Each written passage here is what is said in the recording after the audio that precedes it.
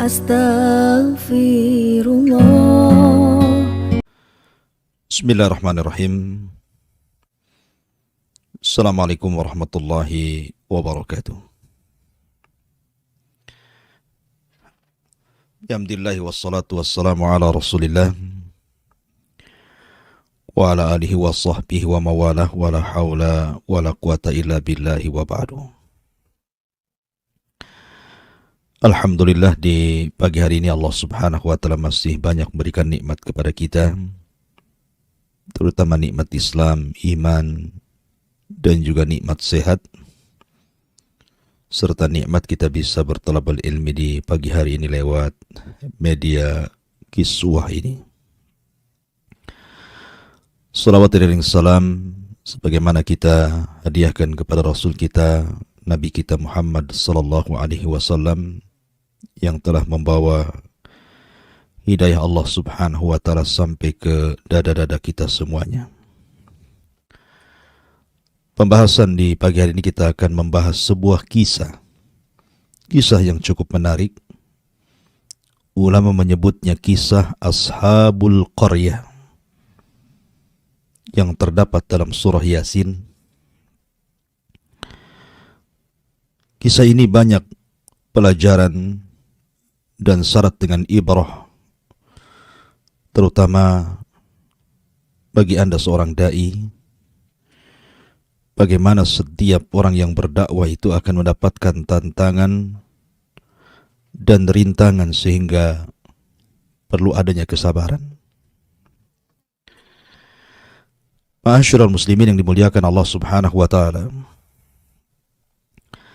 kisah ini dicantumkan dalam surah Yasin, tepatnya pada ayat ke-13 sampai kepada ayat 21. Baik, kita akan mulai kisah ini. Berawal dari Nabi sallallahu alaihi wasallam diperintahkan Allah subhanahu wa ta'ala dalam surah Yasin, wadrib lahum mathalan ashabal qaryati id ja'ahal mursalun. Dan buatlah sesuatu perumpamaan bagi mereka. Maksudnya mereka di sini orang-orang musyrik Arab, yaitu sebuah penduduk sebuah negeri ketika diutus kepada mereka utusan-utusan. Kisah Ashabul Qaryah ini, sebagian ahli tafsir mengatakan bahwa peristiwa ini terjadi di sebuah negeri yang disebut dengan Antakya. Dan apabila disebut Antakya, maka akan tersirat dalam benak kita tentang penyerbuan Khalifah Mu'tasim kepada negeri ini dalam sejarah Islam. Ma'asyiral muslimin yang dimuliakan Allah subhanahu wa ta'ala, negeri Antakya ini Allah subhanahu wa ta'ala takdirkan pemimpinnya persis seperti Fir'aun, memaksakan kehendak dan memaksakan rakyatnya untuk menyembah berhala. Akhirnya kemudian penduduk Antakya pun menjadi para penduduk yang menyembah berhala. Dan Nabi sallallahu alaihi wasallam diperintahkan Allah Azza wa Jal untuk menceritakan kisah Ashabul Qaryah ini kepada orang-orang musyrik Arab, karena kondisi Ashabul Qaryah yang diutus kepada mereka bukan hanya satu rasul, bahkan 3 rasul dalam satu daerah, kemudian mengalami penolakan dari Ashabul Qaryah ini. Itu persis yang dialami Nabi sallallahu alaihi wasallam terhadap orang-orang Quraisy Arab. Ketika di permulaan dakwah Rasul, banyak ditentang dakwahnya. Bagaimana Nabi sallallahu alaihi wasallam kemudian diuji oleh Allah Subhanahu wa taala dengan penolakan orang-orang Arab ketika itu. Nabi SAW dikatakan gila, Nabi SAW dikatakan penyihir, dikatakan pemecah belah, bahkan tidak segan-segan terkadang Nabi SAW diancam, bahkan ada upaya pembunuhan. Begitulah dakwah para nabi dan rasul. Maka Allah Subhanahu wa taala berfirman, wadrib lahum mathalan ashabal qaryah, dan buatlah sebuah perumpamaan bagi mereka, yaitu penduduk sebuah negeri, penduduk Antakya, di mana penduduknya para penyembah berhala. Id ja'ahal mursalun, ketika datang kepada mereka utusan-utusan Allah Subhanahu wa taala. Ada yang mengatakan bahwa utusan-utusan ini adalah Hawariyun Isa bin Maryam. Jadi Isa ibn Maryam ketika itu mengutus 3 Hawariyun agar berdakwah di negeri Antakya ini. Awalnya Nabi Musa alaihi salatu wassalam hanya mengutus 2 orang yang kemudian diperkuat dengan 3 orang. Dan nama-nama dari 3 utusan ini, sebagian para ulama tafsir ada yang mengatakan namanya adalah disebutkan di dalam kitab Ibnu Katsir Al-Bidayah wa Nihayah, di mana Rasul yang pertama namanya Sam'un. Kemudian yang kedua namanya Yuhana. Ada juga yang mengatakan namanya Sadiq, dan yang kedua namanya Soduk. Dan juga yang mengatakan namanya Sam'an, dan yang kedua namanya Yahya. Itulah permulaan Allah Subhanahu wa taala mengutus 2 utusan ini. Makanya Allah mengatakan id arsalna ilaihimus naini fakadzabuhuma, yaitu ketika kami mengutus kepada mereka 2 utusan. Tetapi penduduk Antakya justru malah mendustakan 2 utusan ini. Kemudian Allah katakan fa'ajazna bithalithin, maka karena 2 tidak cukup, masih didustakan oleh penduduk Antakya, maka diutuslah 1 utusan lagi, seorang Rasul. Diutus kepada mereka 3 nabi sekaligus. Subhanallah. Harusnya ketika dalam sebuah tempat itu semakin banyak nabi yang diutus, tentu penerimaan dakwah harus semakin mudah. Karena 1 orang yang berdakwah tentu akan berbeda dengan 2 atau 3 orang yang berdakwah. Tetapi Allah Subhanahu wa taala sudah tutup hati-hati orang Antakya ini, sehingga mereka justru menolak dakwah 3 utusan ini. Lihat bagaimana penolakannya. Pertama dimulai dengan takdzib. Mereka mendustakan 3 utusan yang Allah utus kepada mereka.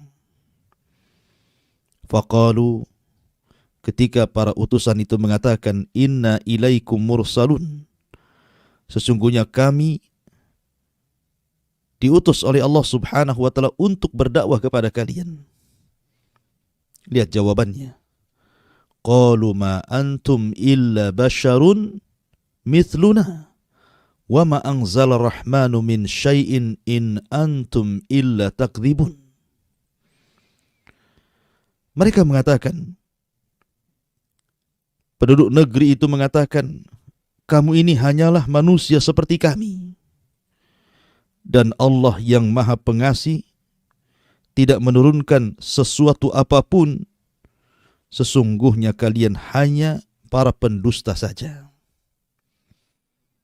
Ini awal penentangan Ashabul Qaryah. Menentang para nabi dan rasul yang datang kepada mereka dengan cara takdzib, mendustakan mereka. Dan itulah budaya musuh-musuh para nabi dan rasul. Pertama, takdzib, mendustakan. Persis seperti orang-orang kafir Quraisy. Mereka mendustakan risalah Nabi SAW, menentangnya, bahkan berusaha untuk memadamkannya. Ma'asyiral muslimin yang dimuliakan Allah Subhanahu wa ta'ala, dan tidak aneh, siapapun yang mendakwahkan dakwah Rasul hatta sampai hari ini, menyampaikan tauhid, pasti akan ada orang-orang yang mendustakan dakwah tauhid. Karena itu sunnatul dakwah pernah dialami para nabi dan rasul, seperti kisah dalam Ashabul Qaryah ini, diutus kepada sebuah negeri Antakiyah sekaligus 3 nabi, 3 utusan Allah Subhanahu wa ta'ala. Ada yang mengatakan 3 hawariyun yang diutus Isa bin Maryam.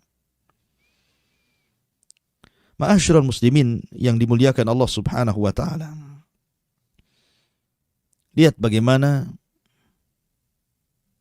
jawaban para rasul. Dengan bijaknya mereka mengatakan, qalu rabbuna ya'lamu inna ilaikum lamursalun wa ma 'alaina illal balagul mubin.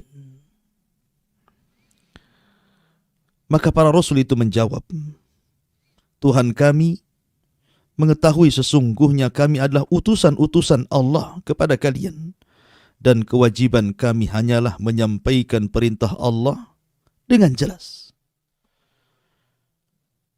Seolah-olah para rasul mengatakan, kalian mau beriman atau tidak dengan kami, itu urusan kalian. Tetapi kami datang diutus oleh Allah Subhanahu wa ta'ala untuk mendakwahkan kalian.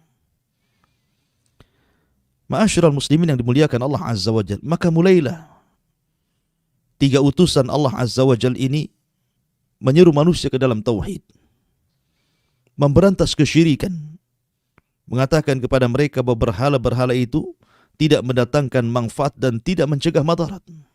Kembali kepada tauhid. Tapi mereka malah mengatakan, kalian ini hanya manusia sama seperti kami. Seolah-olah mereka mengatakan, kalau memang Allah Subhanahu wa ta'ala mau, kenapa Allah tidak mengutus malaikat kepada kami? Kenapa mesti kalian yang diutus? Subhanallah. Padahal Allah Subhanahu wa ta'ala mengatakan, lau ja'alnahu malakan la ja'alnahu rajulan. Sekiranya Allah Subhanahu wa ta'ala mengutus seorang malaikat sekalipun untuk menjadi seorang rasul, tetap malaikat itu tidak mungkin dalam bentuk aslinya. Maka Allah katakan, seandainya kami jadikan rasul itu malaikat, la ja'alnahu rajulan, tentu kami juga akan membentuk dia seorang laki-laki, seorang manusia. Tidak mungkin malaikat dalam bentuk asli berdakwah. Seperti Jibril yang memiliki 600 sayap, kemudian muncul di tengah-tengah manusia, mendakwai manusia. Bukan diterima, malah ketakutan orang. Artinya bahwa ketika Allah Subhanahu wa ta'ala mengutus seorang nabi, seorang rasul dari kalangan manusia itu, supaya mudah ditiru. Kalau seandainya rasul kita, nabi kita adalah malaikat, bagaimana cara menirunya? Malaikat itu tidak makan, malaikat itu tidak minum, malaikat tidak menikah, malaikat tidak punya keturunan. Dan banyak sekali perbedaan kita dengan malaikat. Sehingga kalau seandainya Rasul kita malaikat, macam mana kita akan meniru cara makannya, cara minumnya, cara nikahnya, cara mendidik anaknya, sementara mereka tidak memiliki itu semua. Makanya Allah Subhanahu wa ta'ala mengutus manusia supaya mudah ditiru. Karena manusia itu nampak bagaimana cara makannya seorang nabi, kita tiru. Bagaimana cara minumnya seorang nabi, bagaimana cara ibadahnya, dan begitu seterusnya. Tetapi yang dikehendaki penduduk Antakya ini hanya sekedar mendustakan Rasul. Karena sombongnya mereka. Ini penolakan pertama. Penolakan yang kedua, istihza. Mulai mereka kemudian istihza, mengolok-olok 3 utusan ini. Lihat bagaimana Allah menggambarkan mereka memperolok nabi-nabi yang diutus kepada mereka. Qalu inna tatayyarna bikum la illam tantahu lanarjumannakum wa la yamassannakum minna adzabun alim. Qalu inna tatayyarna bikum. Allah Subhanahu wa taala berfirman, sesungguhnya kami bernasib sial karena kalian. Lihat, mulai mengejek. Dulu sebelum datang kalian, kami tenang-tenang saja. Kami baik-baik saja. Tapi setelah datang kalian kemari, yang konon kalian mendakwahkan dakwah yang benar kepada kami jadi sial. Ini istihza. Mengolok-olok nabi yang diutus kepada mereka. Seolah-olah kesialan itu datang dari para nabi. Padahal kesialan itu datang dari diri-diri masing-masing. Kemudian yang ketiga, mulailah dari takdzib, mendustakan. Kemudian mengolok-olok, sekarang tahdid, mulai mengancam. Apa ancamannya? La illam tantahu lanarjumannakum wa la yamassannakum minna adzabun alim. Sungguh jika kalian tidak berhenti berdakwah, menyeru kami, niscaya kami akan rajam kamu dan kami pasti akan merasakan siksa yang sangat pedih dari kami. Mulai diancam. Begitulah tabiat musuh-musuh para nabi dan rasul. Musuh-musuh kebatilan. Musuh-musuh ketika mereka menentang dakwah yang benar. Maka motifnya kurang lebih dengan apa yang terjadi kepada kisah Ashabul Qaryah ini. Berawal mendustakan, yang kedua istihza, mengolok-olok, yang ketiga mengancam. Dan itu pula yang dilakukan orang-orang Quraisy kepada Nabi SAW. Pertama mendustakan. Apa tidak ada orang lain kecuali engkau, wahai Muhammad? Yang kedua mengolok-olok dengan dikatakan gila, tukang sihir, pemecah belah, tukang tenun, dan begitu seterusnya. Akhirnya tahdid, mengancam untuk membunuh Nabi SAW, dan itu menjadi sebuah kenyataan. Ketika hijrah, Rasul hampir mengalami pembunuhan. Kalau bukan karena Allah Subhanahu wa taala menyelamatkannya.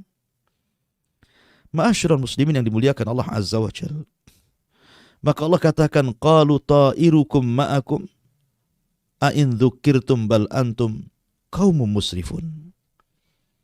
Utusan-utusan itu berkata, kemalangan itu atau kesialan itu datang dari kalian sendiri. Apakah karena kamu diberi peringatan sebelumnya kamu adalah kaum yang melampaui batas? Tidak ada urusan kesialan dengan kedatangan kami, dengan kesialan kalian. Ma'asyiral muslimin yang dimuliakan Allah Subhanahu wa taala. Maka Allah Subhanahu wa taala katakan, wa jaa'a min aqsal madinati rajulun yas'a qala ya qaumi ittabi'ul mursalin. Ketika permusuhan para nabi dan rasul dengan kaum Antiokhia ini semakin sengit dan negeri Antiokhia semakin mendustakan dakwah para utusan, terdengarlah ke sebuah tempat oleh seorang laki-laki, seorang ahli ibadah, seorang yang saleh, namanya Habibun Najjar, mendengar bahwa negeri tersebut menolak utusan.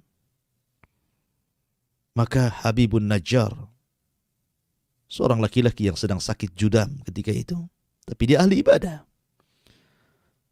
dia orang soleh, maka dia ingin memperingatkan penduduk Antiokhia ini agar menerima dakwah para nabi dan rasul itu. Maka berangkatlah Habibun Najjar, sehingga Allah Subhanahu wa taala katakan, wa jaa'a min aqsal madinati rajulun yas'a qala ya qaumi ittabi'ul mursalin.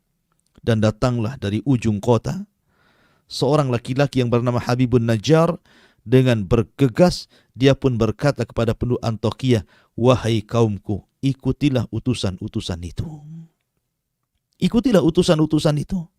Ittabi'u ma la yas'alukum ajra wa hum muhtadun. Ikutilah orang-orang yang tidak meminta imbalan kepadamu, dan mereka adalah orang-orang yang mendapatkan petunjuk. Wa ma liya la a'budul ladzi fatarani wa ilaihi turja'un.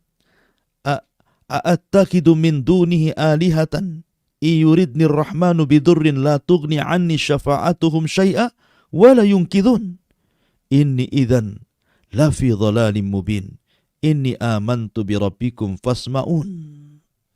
Maka mulailah Habibun Najjar memberikan nasihat kepada penduduk Antiokhia yang menolak dakwah 3 utusan itu. Dan dia mengatakan, ikutilah orang yang tidak meminta imbalan kepadamu, dan mereka adalah orang-orang yang mendapatkan petunjuk, dan tidaklah ada alasan bagiku untuk tidak menyembah Allah yang telah menciptakanku, dan hanya kepadanya lah kamu akan dikembalikan. Mengapa aku akan menyembah Tuhan-Tuhan selainnya? Jika Allah yang Maha Pengasih menghendaki bencana terhadapku, pasti pertolongan mereka tidak berguna sama sekali bagi diriku, dan mereka juga tidak dapat menyelamatkanku. Sesungguhnya, jika aku berbuat begitu, pasti aku akan berada dalam kesesatan yang nyata. Sungguh aku beriman kepada Tuhanmu, maka dengarkanlah pengakuan keimananku. Lihat bagaimana Habibun Najjar terus menasihati, memberikan permisalan terhadap dirinya yang beriman kepada para utusan itu. Akan tetapi, apa yang terjadi? Ketika Habibun Najjar ini berusaha mengingatkan jangan tolak ajaran 3 utusan itu, justru akhirnya kemudian dia pun ditangkap. Ada yang mengatakan digalikan lubang, dimasukkan ke dalam lubang, kemudian dirajam sampai mati. La haula wa la quwata illa billah. Akhirnya orang soleh ini pun meninggal dunia. Padahal dia hanya mengingatkan kaum Antiokhia untuk menerima dakwah 3 utusan itu. Tapi apa yang terjadi?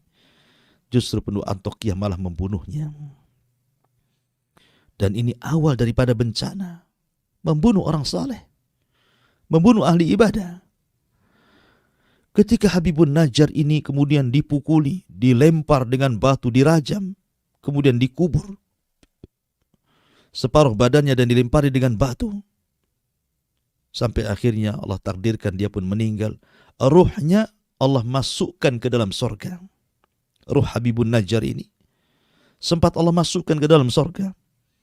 Kemudian melihat-lihat keindahan sorga, melihat-lihat pohon-pohon sorga, istana-istana sorga, taman-taman sorga, dan semua nikmat yang ada di sorga.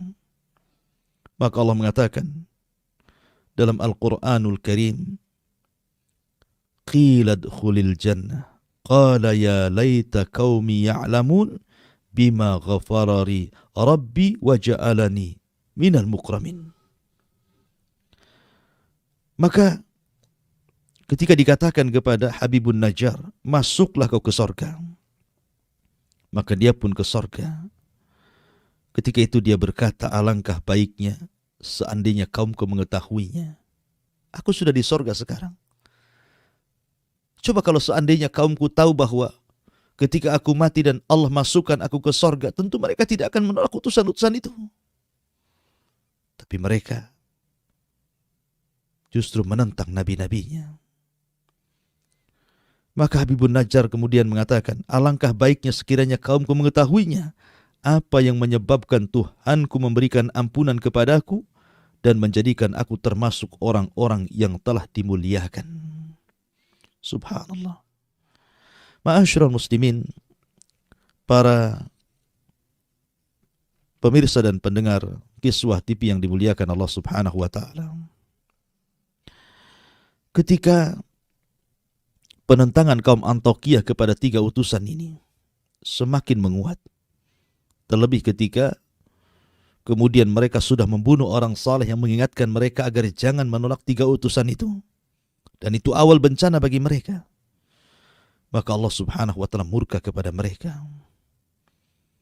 Allah katakan, wa ma anzalna ala qaumihi min ba'dihi min jundim minas sama wa ma kunna munzalin. Kemudian setelah dia meninggalkan kami, dan setelah dia meninggal, maksudnya Habibun Najjar meninggal, kami tidak menurunkan satu pasukan pun dari langit kepada kaumnya, dan kami tidak perlu menurunkannya. Biasanya Allah Subhanahu wa taala Kalau mengadab terkadang menurunkan, nampak adabnya seperti Ashabul Fil, diadab oleh Allah Subhanahu wa ta'ala dengan rombongan ababil, dan begitu seterusnya. Tapi Allah Subhanahu wa ta'ala tidak menurunkan tentara-tentaranya. Cukup satu malaikat saja Allah turunkan kepada mereka, Jibril alaihi salatu wassalam. Tiba-tiba Jibril ini berteriak satu teriakan, in kanat illa sayhatan wahidatan fa idahum khamidun. Tidaklah Jibril itu kecuali hanya teriak satu teriakan saja. Satu teriakan saja, tidak lebih. Tapi apa yang terjadi? Yang terjadi, Allah mengatakan fa'idahum khamidun. Tiba-tiba mereka semua berkelimpangan mati, tidak bernyawa. Tidak ada satupun yang selamat dari negeri Antakya itu. Lihat bagaimana akhir daripada para penentang para nabi dan rasul. Allah adab mereka. Ma'asyiral muslimin yang dimuliakan Allah Subhanahu wa ta'ala.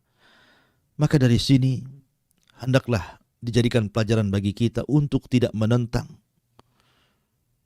ajaran nabi-nabi kita, untuk tidak menolak ajaran nabi kita Muhammad sallallahu alaihi wasallam. Karena Allah Subhanahu wa ta'ala berfirman, "Falyahdharil ladzina yukhalifuna an amrih an tusibahum fitnah wa yusibahum adzabun alim." Hendaklah takut orang-orang yang menyelisih perintah Rasulnya akan ditimpakan kepada mereka fitnah, atau boleh jadi akan ditimpakan kepada mereka adab yang sangat pedih. Begitulah nasib Ashabul Qaryah yang menolak 3 utusan, yang harusnya dengan banyaknya utusan mereka dimudahkan untuk menerima dakwah, tapi justru sebaliknya mereka malah menentang, menolak, sehingga Allah Subhanahu wa ta'ala turunkan adab kepada mereka. Wallahu alam. Ini di antara kisah Ashabul Qaryah yang terdapat dalam surah Yasin. Saya kembalikan kepada moderator. Waliyatafaddal mashkura. Jazakumullah khairan Ustaz atas materi yang telah disampaikan pada pagi hari ini. Dan kita masuk di sesi interaktif. Kita akan bacakan pertanyaan yang telah masuk di WhatsApp Kiswah TV. Assalamualaikum warahmatullahi wabarakatuh. Ustaz, siapa yang membaca surat Yasin pada satu malam, maka ketika ia bangun pagi hari, diampuni dosanya. Dan siapa yang membaca surat Ad-Dukhan pada malam Jumat, ketika ia bangun pagi hari, diampuni dosanya. Apakah hadis yang dikatakan tersebut sahih, Ustaz? Dan apakah memang ada fadilah khusus ketika kita membaca surat-surat khusus? Ya, alhamdulillah. Bicara tentang fadilah surah Yasin, memang banyak. Akan tapi masalahnya, kebanyakan hadis-hadis tentang fadilah surah Yasin ini hampir semuanya lemah. Bahkan ada yang sampai derajatnya kepada maudhu palsu. Sehingga kita memperlakukan surah Yasin dengan surah-surah yang lainnya kurang lebih saja. Jadi keutamaan surah Yasin dengan surah-surah dalam Al-Quran, ya kurang lebih. Siapa yang membaca surah Yasin, satu hurufnya mendapatkan 10 kebaikan, maka sama dengan membaca surah-surah yang lainnya ketika membaca satu huruf mendapatkan 10 kebaikan.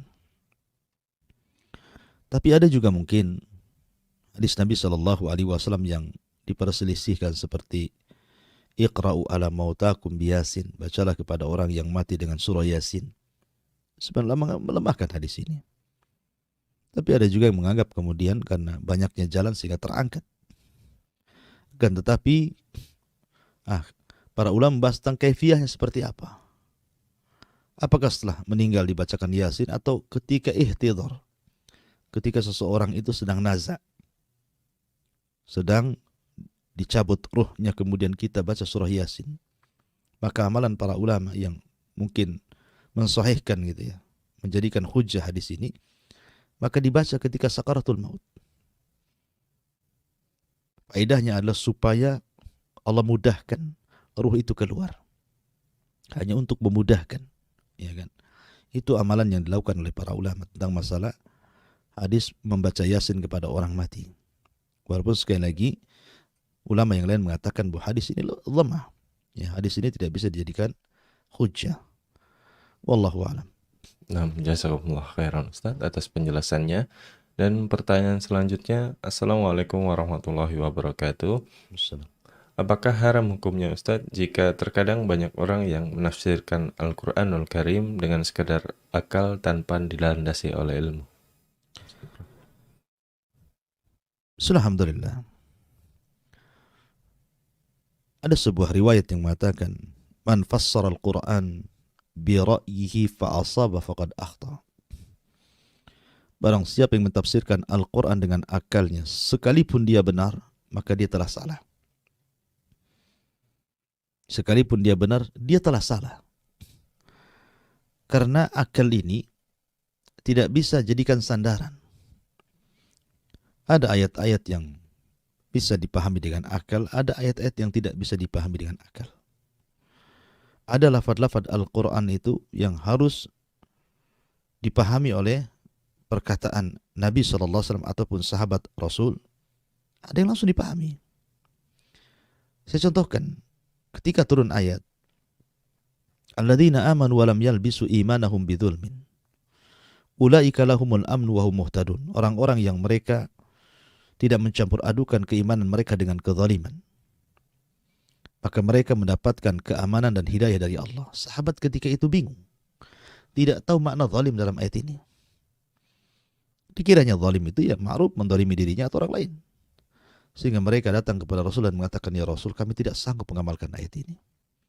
Siapa di antara kita yang tidak berbuat zalim kalau syarat mendapatkan keamanan dan hidayah harus tidak mencampur adukan iman dengan zalim? Tapi Rasul mengatakan, bukan sebagaimana yang kalian pahami, kata Rasul. Zalim dalam ayat itu bukan zalim yang kalian pahami, tapi zalim dalam ayat itu adalah kesyirikan. Sebagaimana Luqmanul Hakim mengatakan, "Ya bunayya la tusyrik billah inna syirka la dzulmun azim." Lah sahabat lu tidak paham dengan kalimat zalim kalau tidak bertanya kepada Rasul. Apalagi kita. Maka pentingnya kita kalau mentafsirkan Al-Quran kembali kepada tafsir para ulama. Karena mereka lebih paham tentang Al-Quran. Jangan kemudian kita tafsirkan sendiri sehingga akhirnya ngalor ngidul, nggak jelas gitu ya. Karena setiap kepala itu kan punya pemikiran masing-masing. Kalau satu ayat kemudian diberikan kepada 10 orang untuk berpikir, mentafsirkan sendiri, maka akan muncul 10 pendapat. Ya. Dan akan terjadi perselisihan yang banyak. Tapi kalau tafsir dikembalikan kepada tafsir para ulama, maka akan menyedikitkan perselisihan dan itu lebih dekat kepada kebenaran. Wallahu a'lam. Nah, jazakumullah khairan Ustaz atas penjelasannya. Dan pertanyaan selanjutnya, Assalamualaikum warahmatullahi wabarakatuh. Apakah mengkhususkan ziarah kubur di bulan Ramadan dan juga menetapkan awal Ramadan dengan hisab bisa dikatakan termasuk perbuatan yang batil Ustaz? Mohon penjelasannya. Ya, alhamdulillah. Ziarah kubur pada awalnya itu disunahkan, kemudian dilarang, kemudian disunahkan lagi. Kata Nabi SAW, "Kuntu nahaitukum an ziyaratil kubur fazuruha fa innaha tudakkirukumul akhirah." Dulu aku larang kalian ziarah kubur, tapi sekarang ziarahlah. Karena hal itu bisa mengingatkan kalian dengan kematian atau dengan akhirat. Dari sini bahwa ada anjuran seorang itu ziarah kubur, khususnya bagi laki-laki. Tetapi bagi perempuan tentu akan berbeda hukumnya ziarah kubur wanita dengan ziarah kubur laki-laki. Kalau bagi laki-laki sepakat sunnah hukumnya, tidak ada khilaf. Tapi wanita khilaf. Ada yang mengatakan haram, tidak boleh. Ada yang mengatakan boleh secara mutlak. Ada yang mengatakan dirinci, boleh tapi jangan sering-sering. Karena ada hadis yang mengatakan la'anallahu zawaratul kubur. Allah melaknat wanita-wanita yang ziarah kubur. Zawarat menggunakan siagul mubalaghah. Maknanya bahwa siagul mubalaghah itu lafaz yang berlebihan maknanya. Jadi boleh kalau sekali-kali, tetapi jangan kemudian berkali-kali. Jangan sering, tapi boleh jarang-jarang. Itu maknanya siagul mubalaghah itu. Tapi yang jelas bahwa ziarah kubur sunnah. Tapi mengkhususkan ziarah kubur, maka itu perlu dalil. Karena ziarah kubur itu tidak ada kekhususan waktu, kapanpun Anda bisa, mau siang, mau malam, mau 1 minggu sekali, mau sebulan sekali, tidak ada masalah. Karena inti daripada ziarah kubur itu melembutkan hati dan mengingatkan kita kepada akhirat. Ya itu saja sebenarnya. Adapun kemudian ziarah kubur sambil berdoa gitu ya, mendoakan orang tua yang sudah meninggal ataupun saudara-saudara sesama kaum muslimin yang ada di kuburan, itu sebagai tambahan. Tapi inti hikmah di balik ziarah kubur itu selain ingat kematian adalah mengingat akhirat supaya ketika pulang dari ziarah kubur betul-betul kita semangat lagi untuk ibadah kepada Allah Azza wa Jalla. Wallahu a'lam. Nah, jazakumullah khairan Ustaz atas penjelasannya. Dan satu pertanyaan terakhir Ustaz. Assalamualaikum warahmatullahi wabarakatuh. Apakah boleh kita mengkhususkan surat tertentu dalam Al-Quran dengan mengulangi bacaan atau mendengarkan karena memiliki efek pada jiwa kita? Mengkhususkan membaca Quran, Nah, surat maksudnya. ya, membaca surat tertentu. Iya, tidak ada masalah. Seperti seorang melazimkan surat tertentu dalam sholat. Seperti di zaman Rasul ada orang yang melazimkan dalam sholat itu membaca surah Qul huwallahu ahad. Terus dia baca dalam sholatnya. Kemudian Nabi SAW bertanya, apa yang mencegahmu untuk tidak membaca surat yang lain selain itu? Maka dia mengatakan, karena aku cinta dengan surat itu, wahai Rasul. Maka Nabi SAW mengatakan, kenapa engkau cinta dengan surat itu? Karena di dalamnya ada nama-nama Allah yang sangat agung. Maka Rasul mengatakan, hubbuka iyyaha adkhalakal jannah. Kecintaanmu kepada surat itu akan menyebabkan engkau masuk surga. Jadi sahabat ini mengkhususkan baca Qul huwallahu terus-terusan gitu. Dan Nabi SAW juga pernah mengulang-ulang satu ayat dalam semalam sampai Rasulullah SAW menangis sampai subuh. Ya.